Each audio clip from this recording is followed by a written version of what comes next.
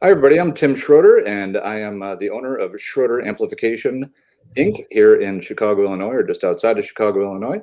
I'm speaking with our guest today, who is Gil Devine of Divine Noise in Portland. Is it correct? Portland, Oregon? Yep. All right. Well, welcome. Thank you. Thank you for having me. Of course. So you and I have been friends for some time now, probably, what, 3-4 years or something like that?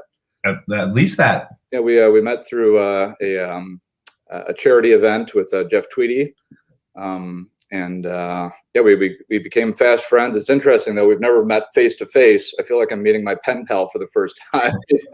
I didn't envision you with a beard somehow, but I'll recalibrate during the course of our conversation here. But yeah, so yeah, I just wanted to kind of chat with you about what you do. We'll obviously you're a cable company, and we can kind of get into that and some of your products in a little bit. But first and foremost, I love these live streams that I've been doing. Incidentally, will be a regular thing weekly. I'll put up a schedule for anybody who is interested. But this is fascinating for me because I'm kind of interviewing people, even like yourself, that I've known for years. But the course of our conversations with you have been more on like scuba diving and shark tanks and stuff like that. So and I know that you have a background in music, and I'm very curious, as hopefully our watchers here are today as well. Yeah, so just would just love to kind of hear about your history. So, where did it all begin? How did you become interested in music, etc.? Oh, I've been a huge fan of music ever since I was a kid. It's funny because our backgrounds are kind of similar because you lived in San Francisco and I lived in Oakland that's kind of where I considered, I grew up in Palm Desert, California. Born in New Jersey, moved to Palm Desert when I was 3. And I've been a fan of music since I was a kid. And when I was old enough, as soon as I was old enough because I just disliked Palm Desert, I moved to Oakland, to downtown Oakland, which at the time was really, this was 1993 or 1994. It wasn't, it was a pretty sketchy place. Sure. And so yeah, there I played in bands and, was just a poor musician, didn't have any money. And so I would take my guitars to a shop, and I asked one of the guys that worked there if he would teach me what he did, my friend Lloyd Tripp. And he did, and I kind of served as an apprentice to be a luthier with him. And I had that skill kind of in my back pocket. So when I didn't have any money, I could do setups on guitars and charge a low rate and get a few bucks in my pocket, which was really kind of a nice thing to have when I was touring in bands and not making any money and just being broke. And so I would do, when we would be on tour, I would offer my services to other bands, and I'd get a few dollars in my pocket, which back then you're playing bars and whatnot, no guarantees, just making the door. So Sure. Yeah, so it was kind of a helpful skill to have. Yeah. So, and then I was kind of, I believe it was like around 1999, I basically worked really, menial jobs, really crap jobs. And a friend of mine who worked at a .com got me a job. And so for once I had, I was making kind of decent money, and then the bottom dropped out of that, and I was back to not really having any ways to make money. So I put an ad on Craigslist when Craigslist was like, it was nothing then. I think it was only in a few cities, but mainly the Bay Area. And I started advertising, guitar repair and stuff on that, and got contacted by a band that was recording a record, and they wanted me to come in and set up all their guitars, and they needed a live guitar tech for an unannounced show that they were doing. So they asked me to do it, and that became my door into being a touring guitar tech. And yeah, and then I toured basically from I think it was 99 or 2000 to I think 2012, was it 2013 was my last tour. And I had yeah, so I worked for the White Stripes, Yola Tango. I worked for the Yola Tango for 10 years. Lucinda Williams, which is another thing we have in common. Sure. I worked for Lucinda for 2.5 years. Right. Yeah, the National. There were a ton of bands that I worked for, and yeah, mostly as a touring tech. Always as a touring tech. All right. I was never good at anything as anything else. I there's no way I could ever be a tour manager. I mean, yeah, I couldn't handle that. A completely different skill set. Completely. No doubt. And yeah, there's nothing else I could really do. And I'm not even good at doing drums or other things as a backline tech. I'm just a guitar tech. Like that's all I really know. Yeah. And yeah, that's the only thing that I was really good at. And so yeah, I tend to stick to that. All right. And how about your playing? Are you still playing? Are you playing in bands? Do you have no bands? My Divine Noise building, because I build every cable myself. My hands are constantly in use, and I don't play as much as I would like, just because of my hands hurting or my hands being overworked. Sure. But yeah, I do occasionally play, but that's kind of as far as it goes. Yeah. Likewise. Yeah. What's that? Likewise. Yeah. The only time I actually play is when I complete an amplifier and I'm trying it out or developing something or something along those lines. Yeah. Yeah. Being a tech really kind of spoiled my desire to play all the time. Mm-hmm. Because when I'm playing, I'm listening for dead frets, or I'm listening, for something to be wrong. So yeah. I'm not, really focused on playing. And yep. So, yeah, it kind of soured my, my playing. So, sure. Yeah. It's funny you should bring up the fact that you're looking for something wrong all the time. I just purchased a new Wes Montgomery album, which is a super cool old album. I mean, it just has lots and lots and lots of character. Yeah. But there is a microphonic tube in his amplifier, and that is all I can hear because for 30 years I've been listening for noise and for microphonic tubes, and amongst all this amazing music, organ players, just it's swinging like crazy, and all I can hear is this kee kee kee. I can't listen to it; it drives me absolutely mad. Jeez. Yeah, it's a blessing and a curse, certainly. Absolutely. You spend so much of your time really just trying to find something wrong with something, and and when it's there, it's like you can't really just let it go. Yeah, Yeah. Yeah.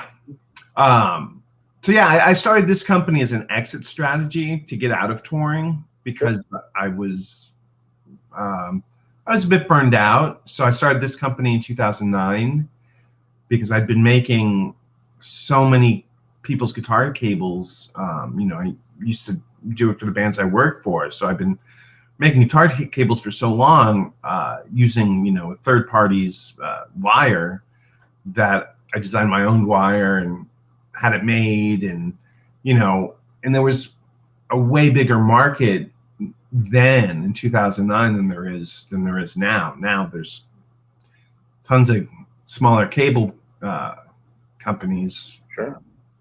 But yeah, there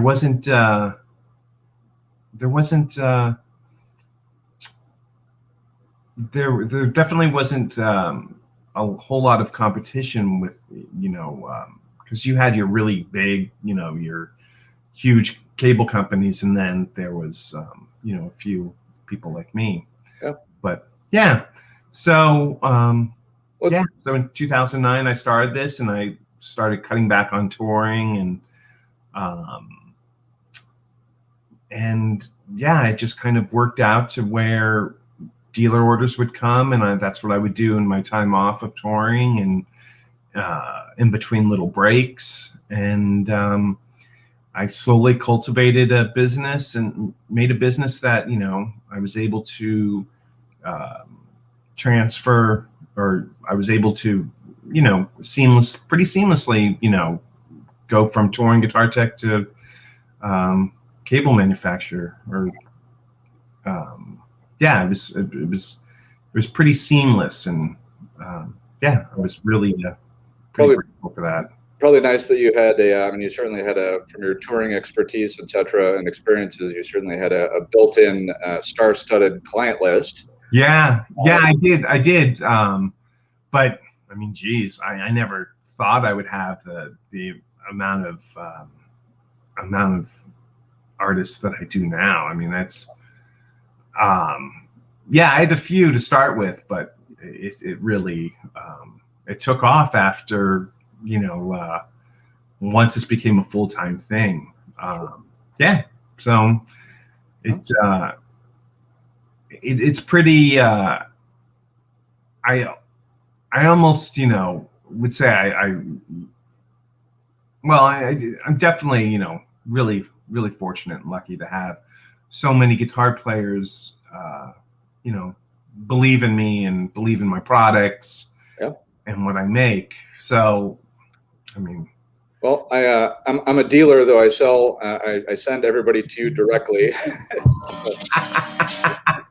And I also make cables, but I use yours. Yes. So yes. I'm a big fan. Can you take me through some of your kind of like product development? Like, but do you start with I want to create a cable that does this? Like I know that you have your line of straight cables, speaker cables, of course. Then you have the curly cables, which are fairly recent, I believe, right? Curly cables, 2010. We started making cables in 2010. But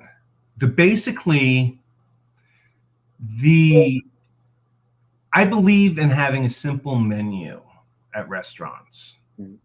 And some of the great burger places are only burgers, fries, and maybe something else, but very small, limited. Like take your In-N-Out, for instance, your In-N-Out burger.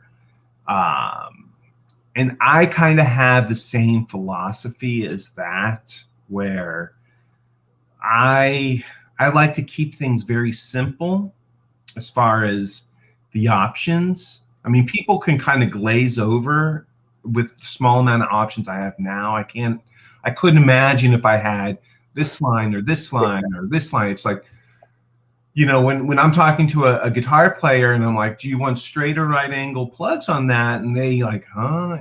So I couldn't imagine. Yeah. I couldn't imagine if I was like, well, do you want this cable to do this or that? So I've always tried to keep it very simple, and our our cable, the very first cable that we had, is our cable that comes in different color. It's the same insides, different. It comes in 5 different colors, and yeah, and then from that, I coil that cable. So so that's the same. It's the same insides. There's no difference. So when I wanted to do a coil cable, when people were asking me for it, coil cables before them were really they weren't very reliable. They were kind of always felt cheap. Sure. So I wanted, first off, if I attach my name to anything, it's got to be good. It's got to be. I can't in good conscience sell something to somebody that I know, or I'm a little like, oh, it'll probably be okay. I need to absolutely stand behind it, and that's what makes me such a horrible capitalist. And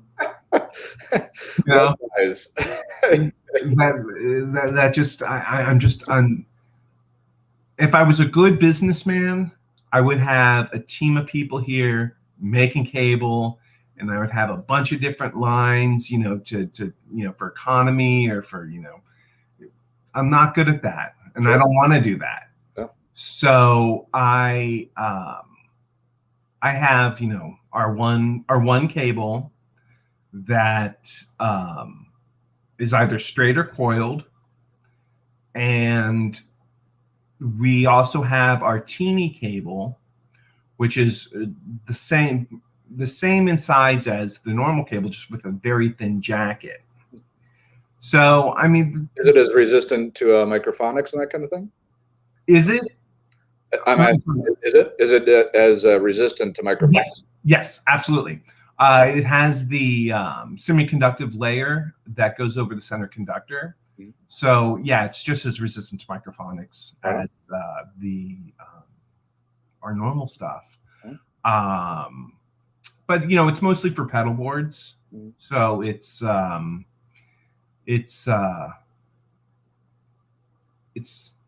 we needed something thinner than, because the outside diameter of our normal cable is pretty thick. Sure. So we needed something drastically smaller. So the only way to do that was to drastically reduce the jacket of the cable. And there are some minor tweaks I made to that, because it was very hard to get it that small, to get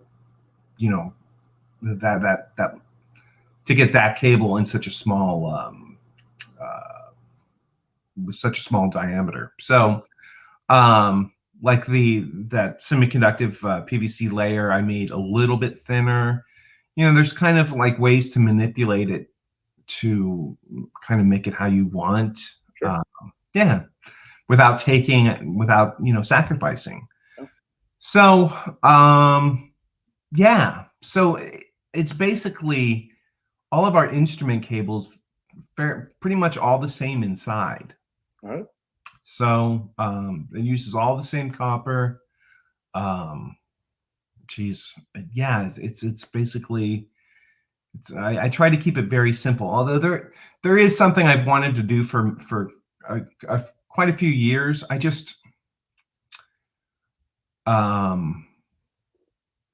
just don't know really how to market it. I mean, since my company is really small, it's just basically my wife and I, and we have Joanna Bolmy, who she plays bass in the Jicks. She comes in a couple times a week and helps us out. But other than, Nicole and I are basically it. So, I'm envious that you have two people. I'm just myself. You're fully staffed as far as Yeah. Unfortunately, nobody else can make cables. I'm the only one who makes yeah, cables. I understand. Yep. um, but yeah, so we don't have a marketing team or anything, so I don't know how to, you know, this idea that I have is would definitely be a step, I think, a step above.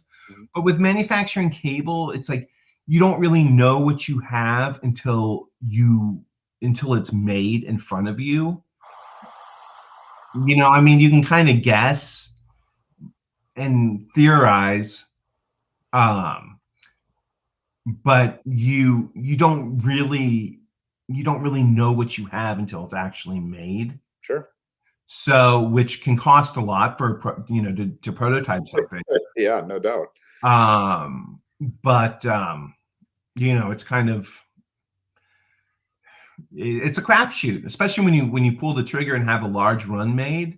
It's like you might have 20,000 feet of something that sounds like shit, Yeah, and I don't want that. I'm not going to yeah, sell that. no doubt. So luckily, I've been quite careful in doing really small production or small prototype runs, which is expensive to do. But it saved me kind of from having having this basically 20,000 feet of garbage. Yeah. So yeah. All right. Um, I know, coming from the pro background, such as yourself, the first and foremost is that my products cannot break on the road. Period. yeah. And I know that you stand behind everything that you do. You have a lifetime warranty. Is that correct? Yeah. And Yeah. Absolutely. yeah, and it's Absolutely. first and foremost, it just cannot fail. Cannot fail. Yeah. And that's why I don't sell my stuff and my wire in bulk. A lot of companies, it's can make a lot of money by selling, to custom builders and just people, there's a lot of money that I'm not making by doing that because I don't want my name to be on something that breaks. If someone doesn't, if someone really isn't very good at making cables, I don't want them using my wire and it breaks and someone looks at it and goes, oh, it's a divine noise. Yeah. I don't want that to ever happen. Yeah. So I control it by not selling my wire in bulk. And I'm sure there are people that have cut my wire after I've made it to suit their own needs, but what can I do? I can only control so much once it goes out of here. And I had one time someone asking me if I sold my cable in bulk. I said no. And Was it me? you make me a 200-foot cable? I'm like, no, I'm not doing that. I know what you're doing, and I'm just no. Yeah. Albert Collins. I was checking for Debbie Davies, San Francisco native. She was opening for Albert Collins when I was in the Bay Area, and he always had that massive coil of cable, which was part of his sound. Yeah. He's hopping off the stage, and his tech is unwinding it, and he's walking out into he's literally out front of the bar on the street, his knees, and it was awesome, But this guy wanted 200 feet of cable so he could cut up and take what he wanted, or cut up his own custom. His custom wire, or he would make, he would cut up my wire to use, for his application. So, but that's why I don't sell Schroeder kits. Yes, exactly. And back when I was doing repairs, if somebody came in and they wanted a substandard repair, I would send them packing. Say I'm sorry, and my line was that either one of us or both of us are going to be unhappy with the outcome. I don't want to be the last guy who touched it when he goes out on the road and the thing, smoke balls. Yeah. Because he liked his tone, the way it was buzzing and leaking filter caps and everything else. Just, Tubes red plating. oh, thanks, not interested. Yeah, yeah. But I know a guy who is. Yeah, there are plenty of those guys. Yeah. He was on speed dial, Yeah. Where is he coming from?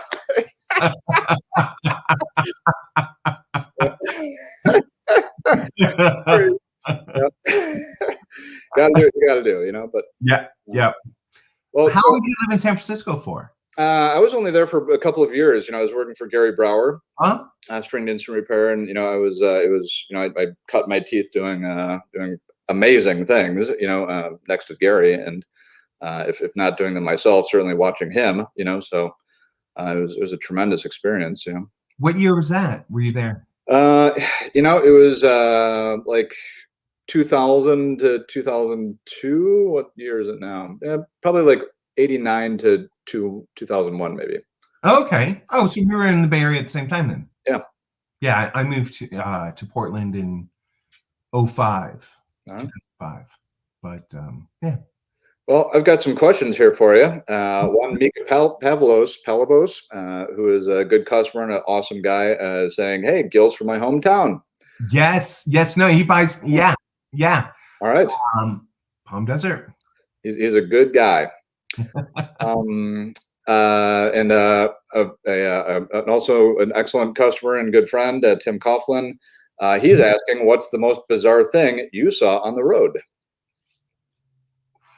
As far as equipment, or probably just wants to hear some personal stories, some more stories. Yeah. Oh, geez. It's not that exciting of a life. It's not.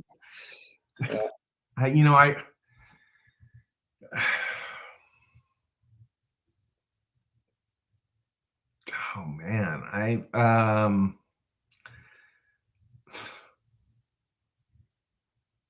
geez. Nothing you want to share?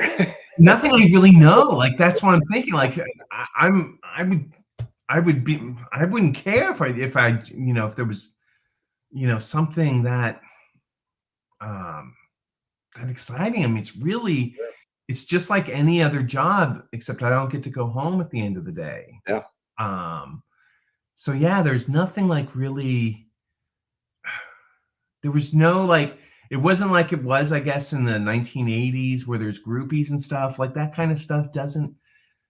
I mean, never really happened with me. So it's a pretty. I mean, you work so much. Yeah. You spend most of your time working in a venue that,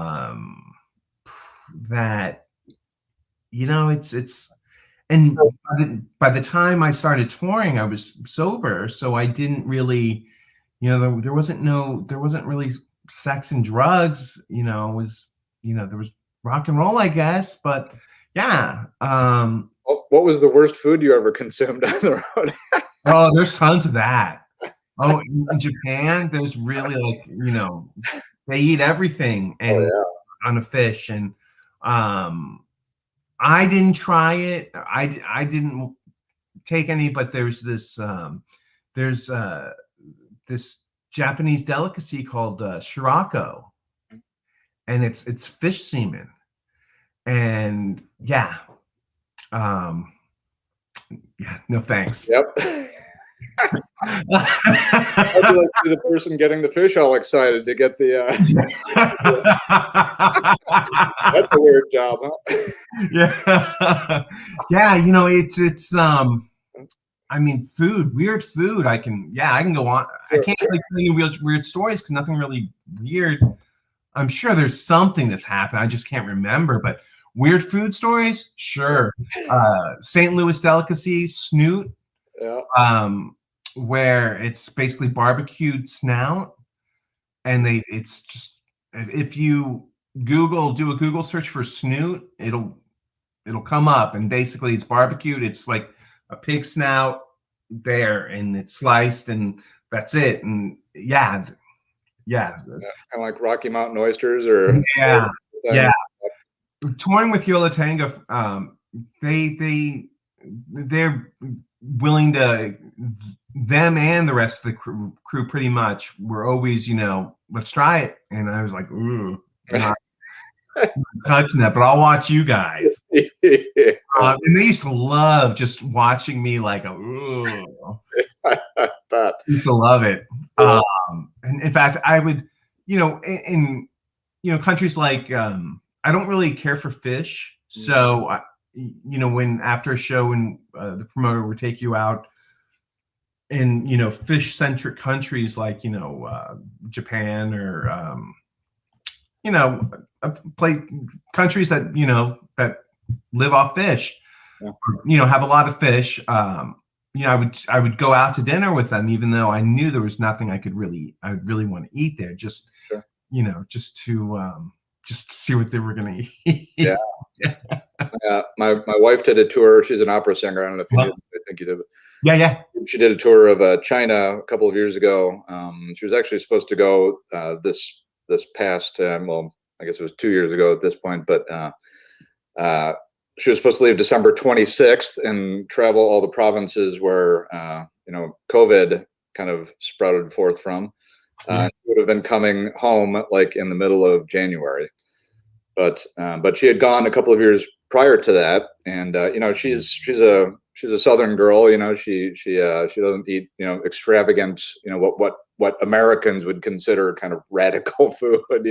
Yeah. And we would FaceTime all the time, and she was the soloist for this orchestra, and she was they were always being courted by whatever officials of the town they were in, etc. With these extravagant spreads and everything else. And, we've known each other for, I don't know, 25 years or something like that. I think I've probably seen her tipsy maybe once or twice. She just has no interest in it. Sure. And I hope she's not watching right now, but I won't get into the whole story. I was at work, and my employee was behind me, and I was kind of set up like this. He was behind me, and she FaceTimed me from China, and there's a substantial time difference, of course. Yeah. And she had been drinking kerosene. Not literally, but actually, kerosene is probably significantly less flammable than what she was drinking. And she was hammered. And my employee, who was like family, I had him for a long time, and he was super uncomfortable, when she was like, being amorous. I'm just kind of like, and he's kind of, putting his head down. He's like, get me out of here. So yeah, it's the life of a touring musician is. Yeah. Even for the faint at heart, it's Yeah, I wish I had a cool story like,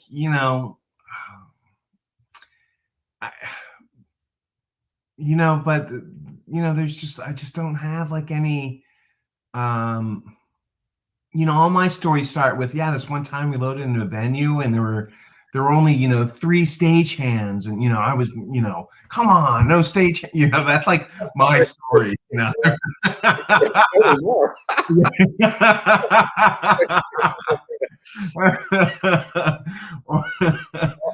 Also, Lenny Mew of MoFi Distribution and MoFi Electronics says hello. Hello. He loves his DN coil cable. Nice. And we have another question here. Do curly cables tangle? I toured in the 70s. I have a few stories. Not really. I suppose if you circle around enough times, maybe, but they don't really tangle a whole lot. Right. So it, I wouldn't say they do. No. But our mutual friend, I believe, Mark Strickland. Do you know Mark? Yes. So he is saying the best stories are left untold.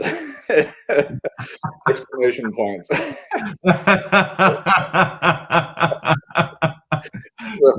maybe you know something that you're not letting on. Like I said, I spent almost, I guess it was 9.5 years with Yola Tango, and they're not really, they're very mellow. They're mellow people, and there's definitely a family vibe there because everyone that that works for him has been with him for a long time, and so there's really no exciting stories. It's like It's a bunch of hardworking people and music lovers and yeah, professionals. People doing what they love and busting their chops. All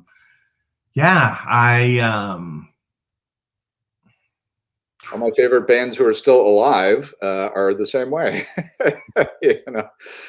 Yeah, it seems that everybody is either sober or dead in this industry, or just not alcoholic. Just don't drink, sure, alcoholically, and it's who drink like normal people. Yeah, there really no exciting times really. So when you were you're touring, of course, but would you also be present during studio sessions, that kind of stuff? And depending on the band, Yola Tango, no. They're definitely they don't have crew members or anything like that when they record. They're pretty self-contained, and I think a lot of my studio stuff was when I lived in the Bay Area. I was a studio guitar tech for a Third Eye Blind record, and for the Donnas. I don't know if you remember them, but for their big major label thing. I know there's a couple more, but it happened more when I was in the Bay Area, here and there. But what studios were those? Fantasy for one for the Donnas. Fantasy is an amazing place, boy. Yeah. It's actually right across the street from one of my favorite Mexican food places in the world, Juan's Place. So there, and then with Third Eye Blind, it was kind of everywhere. Skywalker Ranch, they had their own studio. But a lot of the time when I was, on tour a lot with the bands I worked for that don't really take, techs in there so much. Usually it's set up before they go in, or have everything, guitars set up, and but I think that those days, back prior to, I don't know, the early 2000s, bands had more of an income, and they could do extravagant things like have their guitar techs on retainer, and a lot of that kind of stuff doesn't happen anymore. Those days are long gone for sure. I remember being on retainer, and I won't mention the name of the band, but they would hand their instruments to somebody in Boston, a stagehand. He would get on a plane, fly it to me. I would do the work overnight and hand it back to the courier, and he'd get on a plane and meet him in the next city. I mean, it was, and I'm like, oh my God, this is like, I mean, I was charging rush rates, and because I was rushing, sure, absolutely, rush. But I was just thinking, like, the last minute plane ticket to get here must have been X amount, and but boy, those days are gone. Sure. They're long gone. So no doubt.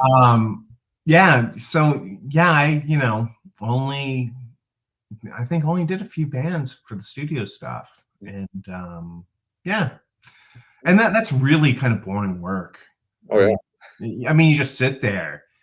And guitars put down, you tune it, make sure it's intonated, and okay, and then you sit around for longer, and it's, you almost feel like you're in the way most of the time. Of course, So what was the scene at Skywalker Ranch? I actually wasn't even aware that they recorded music there. Oh yeah, there's this huge studio that. I assumed it was all for music. Music for movies and that kind of thing. A lot of it, but I guess there are bands that record there, but it's a huge. It's like a gymnasium. It's a huge gymnasium, basically. And yeah, I went there a couple times. Is it a real live room? I mean, is it? Yeah, huge. It's a gym almost. I mean, yeah, it's huge.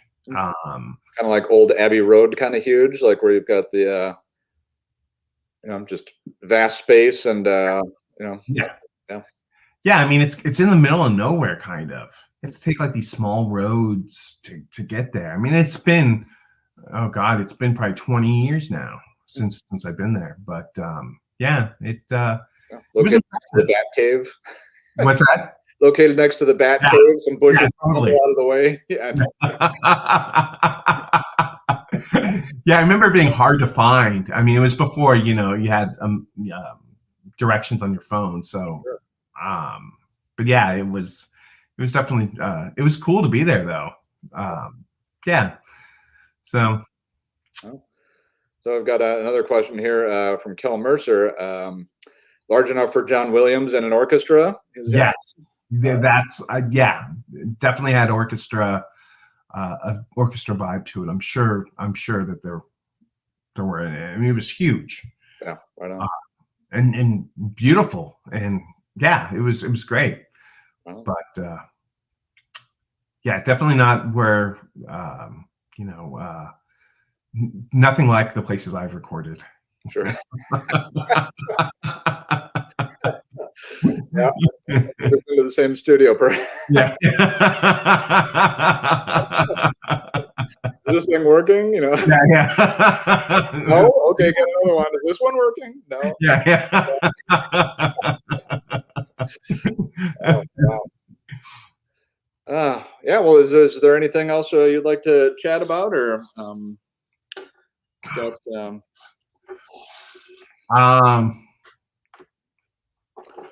don't know. I mean, my life is really pretty simple. Mm-hmm. It's just my wife and I and our two Dobermans, mm-hmm. and yeah, it's our shop is behind our house, so which is great for a pandemic because I barely have to leave. I don't have to leave my property to go to work. Yeah, so it's really things are quiet and there's really never any drama here. Yeah. Sounds lovely. Yeah, it's great. I'm really happy to have the kind of the business that my wife and I built. It's we kind of do what we want as far as we work really strange hours, and we're not like the typical 8 to 5 type people. So I mean, most of the time we don't go to work until noon or 2 or and then we usually work late into the night until 1 a.m. So it's common that we're in here until 1 a.m. Ever thought about having kids? No, I mean I think the dogs are it. Yeah. Yeah. I left to my own devices, I would certainly be on your schedule as well. And again, we spoke at the beginning and always mentioned in our phone conversations that in talking about shark cages and stuff like that, we have kind of parallel lives here. And of course, I'm speaking to you from my studio that I built in my garage and my property. Yeah. I honestly, Sarah and I did not notice that anything had changed after the pandemic for like 2 months. Aside from the fact that when we went to the grocery store every once in a while, people had masks on. There wouldn't be pasta or toilet paper. Yeah. Yeah. And that's really the only way I'd ever want it. Like I said before, I'm a horrible capitalist. Like I know when people start businesses, a lot of them, they want to be the biggest, and that's great for them. but I'm definitely not of that ilk. You know, I prefer to do everything myself. Mhm. If not, not prefer, I demand to do, or I Yeah, I get it. yeah. So Yeah. yeah, so this is probably the biggest we'll ever be, and you know, there's only so many cables I can make Mhm. in a day. Yeah. You know, so it yeah, things aren't gonna, you know, really change a whole lot over the years for us, because it's just we're kind of Happy? um what's that? Happy? Well, yeah, happy, but Yeah. yeah, we're kind of stuck. If, as long as we do this our way, this is as big as it's going to get, which I'm fine with. And Yeah. um, Yeah.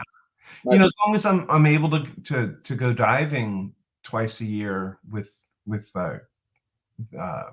go on my diving trips twice a year, I'm happy. You know, that's, you know, we don't have like a huge you know, extravagant lifestyle. You know, we live, you know, within our means, and you know, I'm lucky that, you know, twice a year I get to go on diving trips with great whites, and yeah, and that's, I don't need to go to Europe again. You know, I'm quite happy just um, you know, being able to be in the water with great whites and Yeah. watch them swim around me, and yeah, So yeah. how did that whole passion kind of blossom? It's definitely something I've wanted to do for as long as I could remember, and I could never do it while I was touring because they booked so far in advance that I never knew where I was going to be. Were you a diver early on, or? No, no, I'm actually not even scuba certified. Um, you know, you're not that far, you're not deep down, so you can do it. What's called hookah, where they, you know, you have the breathing regulator, and you know, there's really no pressure when you're, you know, 8 feet below. Sure. So, but yeah, I've always been fascinated with sharks, and you know, especially the great white, and um, so once I stopped touring, I was like, well, I'm gonna do this, and I tried to do it. In San Francisco, there was a place that would take you out to the Farallon Islands, but it was kind of a scam that they ran. They would cancel the trips all the time because of, they would say weather, and which I'm sure, you know, there's bad weather, but you know, the water's so murky and so cold there that, you know, a lot of times you don't even see them. Yeah. You know, it's impossible to, you know, they could be right next to you. The water's so murky and you wouldn't even know it. Yeah. So I did that. My trip was canceled, and I'm like, you know what? I got to do it. So I booked this trip to my first trip to Guadalupe Island, which is in off the coast of Mexico, and that was, I think, in 2013. Yeah, and I've been back every year since. And a couple of years ago, I started going twice a year, because when when it would only be once a year, I'd be like, God, I got to go back. And so I started going twice a year. And unfortunately, last year my trips were canceled because of COVID. Mm. So, so yeah, I'm supposed to go back, you know, twice this year, and hopefully that'll happen. But yeah, Yeah. they're amazing, amazing animals. No question. Yeah. You know, and I think we've probably spoken about this in the past, but you know, I started diving with my father, who is always kind of a water guy. You know, we've done a lot of, you know, was raised sailing and ocean sailing and that kind of stuff. And, you know, I think he kind of, he's older. He's at 93 now and still completely functional and drives and is, you know, kind of a pain in the ass. He's an awesome guy. I'm very grateful to have him around, you know, to spar with. But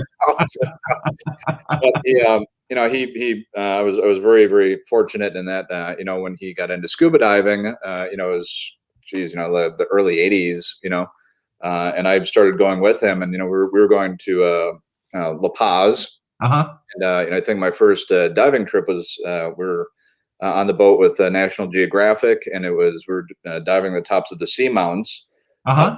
Come from thousands of feet deep to 70, and all of the small fish congregate there, so the big fish congregate there. And I was very fortunate to see. We're diving with manta rays with 18-foot wingspan. Wow. Before all of those things have been fished out. And it's but man, what a luxury to have that in my life at that time. Yeah. I don't dive at all anymore, but it was I kind of saw all the good stuff, and now it seems to be gone. I mean, there's sharks, of course, great whites, and I wanted to do the great white thing when I was in San Francisco as well. But glad I didn't sign up for one of those trips. Yeah. It was if you did like a TripAdvisor search on it, there would just be like hundreds of bad negative comments. It's like, this is a ripoff. Like, and they said like we have a 98% or 90% success rate. And like, I guess if you saw like maybe a fin pop up, you'd be like, oh, well, there it was. You blinked, you missed it. Yeah. Where when you go to Guadalupe, they're there. Yeah.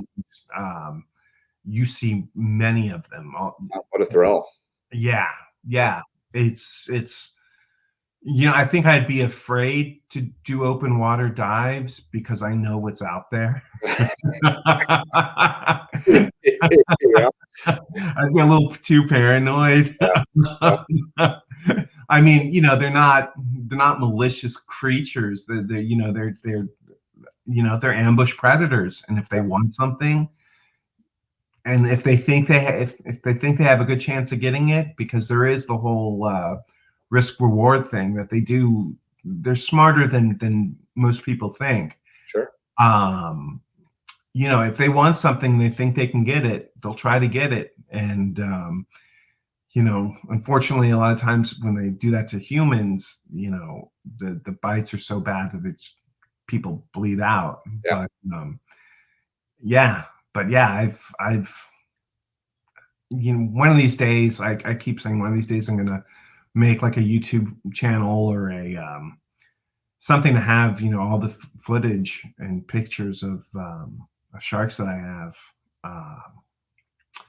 But yeah, I definitely have many hours of footage that I've shot. That and the water's just always it's like crystal clear, and you see them so well, and they come up really close. I mean, they don't try to eat you or anything. It's just they're curious, and but at the same time they're very they're cautious. A lot of times they stay down deep and you don't see them, or you can barely see their silhouette, but they're there. And sometimes they come up and they greet you, and are you using chum or anything to attract them, or is it? Now they don't anymore. They were, but they've noticed just as much, or just the same amount as the same amount of sharks, or even more, show up without the chum. Oh. They use hang bait, like tuna heads, and that's kind of what they use to kind of draw them closer to you. Or sometimes just out of curiosity, they come up to you out of curiosity, and there's nothing more alarming than turning to your side and just seeing this huge great white like right there. Just it's amazing, and there's nothing like it. Very cool. I'm a huge fan of going there, and there's no cell phone reception, there's no internet, so perfect. And you're gone for 5 days, so when I'm gone, there's I don't think about anything but sharks and sleeping. Sounds great. That's great. Well, looks like our time is coming to an end here. But hey, I wanted to thank you, and it was again, I feel like I met my pen pal today. I am now used to the beard. I know it. You know, when I started the business, I would still shave, and then after a while, Nicole's like, "Why don't you just forget shaving because you don't do it half the time?" And so, well, I guess I've had the beard for geez, I don't know, probably 8-9 years now, and yeah, it's just laziness and. Yeah. Yeah, well, again, thank you so much. Thank you, Tim, for asking me. Of course, and so where can people go if they want to learn about your cables? They can go to our website, divinenoise.com. All right. You know, we're on the social media things, although there's yeah, I'm not so I only put stuff up there that really when it's really important, or I don't know, I'm just not really into constantly updating our social media thing. Yeah. And a lot of times, you know, we're so busy in here that we just don't have time to do that stuff. That's okay. Yeah. So yeah, you can go to Divine Noise. You can order cables directly through Tim if you want. Yeah, Sure. we're around and out there. All right. Well, like I said, I always talk about you and your cables and send everybody right to you. So I'm happy to send people to you and give them your email address. So yeah, again, thank you. And to let everybody know, I know I've gotten a lot of comments from my other live streams that people would like to see more of these and suggested that I do more of these. Well, your dreams are coming true. I've got certainly mine is. I've got a full schedule here for the next couple of months. Coming up here, I've got Patrick Boland on 2/3 at 2 p.m. CST. He is from Honeytone Music, which is this absolutely incredible studio up in Neenah, Wisconsin, a destination studio. It is built into a Victorian mansion that was built by a timber baron around 1900. It's a stunning facility with the most incredible equipment you've ever seen in your life. He has, the hallways, have massive plate reverbs in them, and so I mean, it's and Schroeder amps as a cherry on top. And but just a tremendous location, tremendous person. Really, he cares about music and sound and all the good things that you should care about. After that is Killick Hines, who is from Athens, Georgia. He and I have become good friends over the years. He has quite a following. He does. I don't know what you would call it. Well, he calls it Appalachian trance metal. We actually did we have recorded together, which I will talk about then, of course. But he plays, has an incredible collection, a very, very extensive collection of instruments that even I, as a luthier, have never even conceived of. I mean, every time I talk to him, it's a trip, and incredibly bright and genuine person. After that, I've got Jim Thompson from Eggleston Works Speakers, the owner who makes stuff like that. Yeah, just mind-blowing stuff. Awesome. So then I've got Chris Mitchell, who you may know, Gil, who has been a front of house guy forever. He's front of house with Humphreys McGee. Regular gig. He's absolutely one of the finest front of house engineers I've ever come across. I believe they use our cables, I think.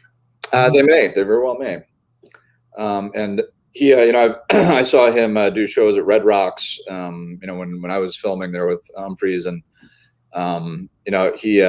Red Rocks is a tough place, and they're a big band and they're loud and they have a lot going on, and man, it sounded amazing. And wow, a tremendous guy. He's been around a long time. Worked for many bands, and he's got some stories. So wow. Cool guy. And then more interesting stories than I had. I don't think I'm too hard to beat. Well, and then after that, we've got David Solomon, who is the head of Qobuz, the high def streaming platform. Pretty much, in my opinion, the only game in town. They stream up to 192K. And not only that, but they believe in musicians, music, the quality of music, the quality of everything. Their curation is second to none. And bands that don't normally like to have their music on streaming dump everything on Qobuz because they pay better. You can buy the music if you like it. Oh wow! And they treat everybody like humans. So it's kind of it's the biggest grassroots organization out there, and wow. They're nailing it. Definitely check it out. Yeah, and so yeah, I've got a host of other people who don't have who have said yes, but don't have dates down yet. So I'll just kind of leave it at that. I'm sure it'd probably be a good idea for me to post the schedule somewhere. I'll figure out where that should go. But again, man, I really appreciate everybody joining us, and of course you, Gil. It's great to see you. It's great to be here. Thank you so much for having me. Of course. Well, and that I bid everybody adieu.